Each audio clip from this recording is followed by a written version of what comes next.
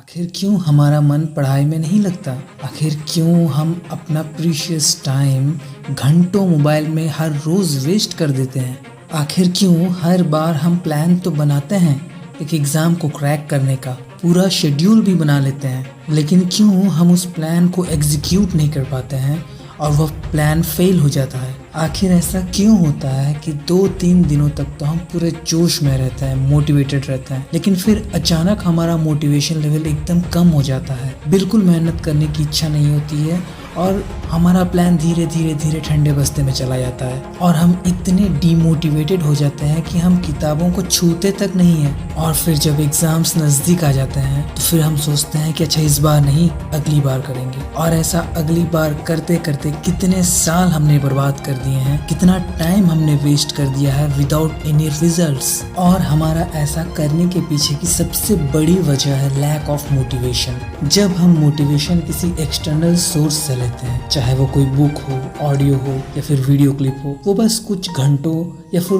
कुछ दिनों तक ही टिकता है और उसके बाद ऑटोमेटिक वो कम होने लगता है। हमेशा मोटिवेटेड रहने के लिए हमें चाहिए कि हमारा मोटिवेशन इंटरनल हो, अंदर से आए, जिसके लिए हमें बाहर किसी सोर्स पे डिपेंड ना होना पड़े। जो बच्चे यूपीएससी क्रैक करते हैं, आईआईटी क्रैक करते हैं, नीट क्रैक करते हैं, वो कैसे हमेशा मोटिवेटेड रहते हैं, कैसे वो दिन के 12-12, 14-14 घंटे पढ़ते रहते हैं फुल कंसंट्रेशन के साथ, कैसे वो अपने आप को सारे डिस्ट्रैक्शंस से दूर करके, सोशल मीडिया और मोबाइल से दूर करके अपना सारा ध्यान, अपना सारा कंसंट्रेशन और एनर्जी सिर्फ पढ़ाई में लगा के फोकस कर पाते हैं। इसका आंसर है दे टेक रिस्पॉन्सिबिलिटीज। उन्होंने अपने परिवार की जिम्मेदारियां उठाई हैं, उन्होंने अपने फ्यूचर की, अपने करियर की जिम्मेदारी उठा रखी है। जो यूपीएससी क्रैक करते हैं, सिविल सर्वेंट्स बनते हैं, वो अपने प्रिपरेशन के दौरान हमेशा एक रिस्पॉन्सिबिलिटी फील करते हैं कि उन्हें समाज में सुधार लाना है, पॉजिटिव इम्पैक्ट डालना है समाज पे। और यही प्रेशर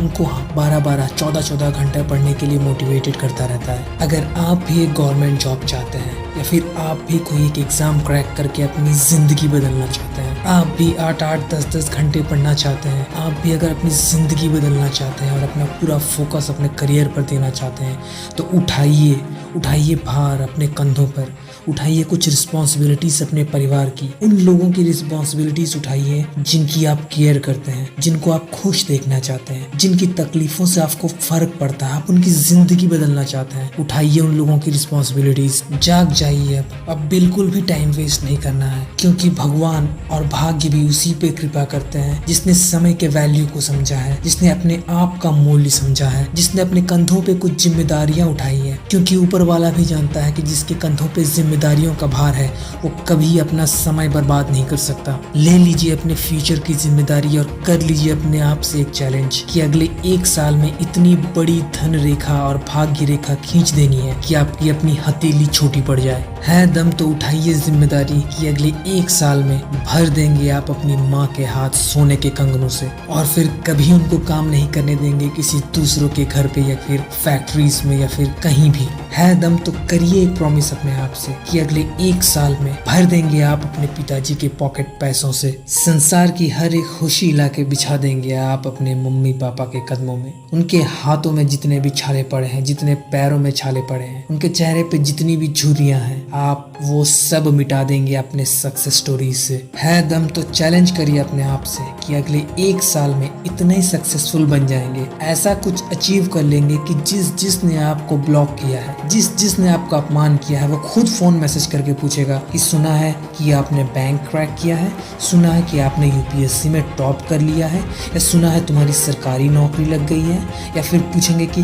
हाँ भाई सुना है तुम्हारा स्टार्टअप चल निकला है। हर वो इंसान जिसने तुम्हारा अपमान किया है, तुम्हारे माँ बाप का अपमान किया है, वो खुद आ जाए तुम्हारे घर तुम्हारा हाल चाल पूछने, खुद आ जाए रिश्ता लेकर कि कर लीजिए मेरे बेटे से शादी या कर लीजिए मेरी बेटी से शादी। उठाइए ये सब भार अपने कंधों पर, फिर देखना कैसे ऑटोमेटिक एक मोटिवेशन मिलता है। हर रोज 10-10, 12-12 घंटे पढ़ने की, कैसे ऑटोमेटिक मोबाइल पटक दोगे कोने में और रात भर पढ़ोगे। उठाओ जिम्मेदारी और देखो कैसे अपने आप रोज सुबह 5 बजे नींद खुल जाती है और कैसे अपने लक्ष्य की प्राप्ति के लिए पागल हो जाओगे। एक जुनून आ जाएगा अंदर में, लोग भी कहने लगेंगे कि अरे भाई क्या ये पागल हो गया है। देखिए फिर कैसे आप उन सब कामों को करने लगते हैं जिनसे आज भाग रहे हैं, जो आपको बहुत मुश्किल, बहुत मेहनत वाला काम लग रहा है, और वो काम आप खुद करोगे। जो काम अभी आपको बोर लग रहा है, आप उठाइए अपने परिवार की जिम्मेदारी। देखिएगा कि वो बोरिंग काम भी आप कितने इंटरेस्ट के साथ हर रोज कर रहे हैं। हमेशा मोटिवेटेड रहने की बस यही एक ट्रिक है। उठाइए अपनी जिम्मेदारियों से भरा झोला और चल दीजिए सफलता के राह पर। एक सेकंड के लिए आंखें बंद करके सोचिए कि बचपन से लेके अब तक किस तरह आपकी माँ हर रोज सुबह उठती है, खाना बनाती है, कपड़े धोती है, घर का हर एक काम करती है ताकि हम लोग सुख चैन से रहें। कैसे वो इतना बोरिंग सा काम हर रोज लगातार इतने इंटरेस्ट के साथ कर लेती है। एक सेकंड आंखें बंद करके सोचिए कि कैसे एक पिता हर रोज काम पे जाता है, चाहे वो कोई भी काम करें, 9 to 5 जॉब करें या फिर किसी फैक्ट्री में काम करें या फिर कोई मजदूरी का काम करें, लेकिन वो हर रोज जाता है, अपना 100% एफर्ट्स देता है क्योंकि उसने अपने परिवार की जिम्मेदारी उठा रखी है, परिवार के रोजी रोटी की, अपने बच्चों के एजुकेशन की। इन लोगों ने तो कोई मोटिवेशनल किताब नहीं पढ़ी, इन लोगों ने तो कोई मोटिवेशनल स्पीच नहीं देखा। फिर ये लोग कैसे मोटिवेटेड रहते हैं ऐसा काम करने के लिए जो उन्हें पसंद भी नहीं है? इसका आंसर है कि उन्होंने रिस्पॉन्सिबिलिटीज ली हैं। आप भी रिस्पॉन्सिबिलिटीज लेंगे तो पता है मुझे कि किसी को भी पढ़ना पसंद नहीं है, हम सब में किसी को हार्ड वर्क पसंद नहीं है, वो बोरिंग काम है। लेकिन जो सक्सेसफुल बनते हैं वो बोरिंग काम ही इंटरेस्ट के साथ करते हैं। और आप भी ये बोरिंग काम इंटरेस्ट के साथ तभी करेंगे जब आपको एक प्रेशर होगा ऊपर से जिम्मेदारियों का।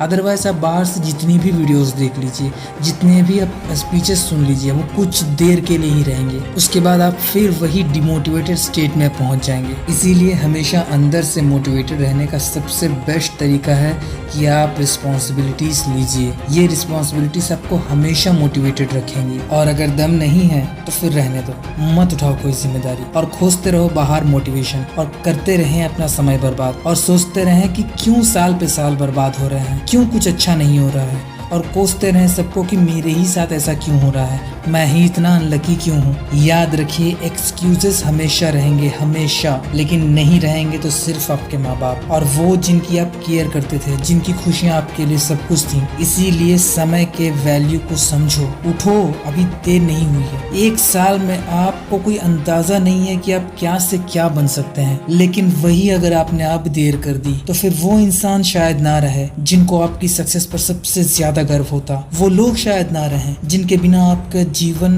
अर्थहीन है, सफलता अधूरी है। क्योंकि समय बहुत कीमती है, यह किसी के लिए नहीं रुकता। सांसें रुक जाती हैं लेकिन समय किसी के लिए नहीं रुकता। इसीलिए उठो और समय बर्बाद मत करो। समय के मूल्य को समझो, अपनी जिम्मेदारियों को समझो और समय रहते बन जाओ अपने भाग्य के विधाता। All the best.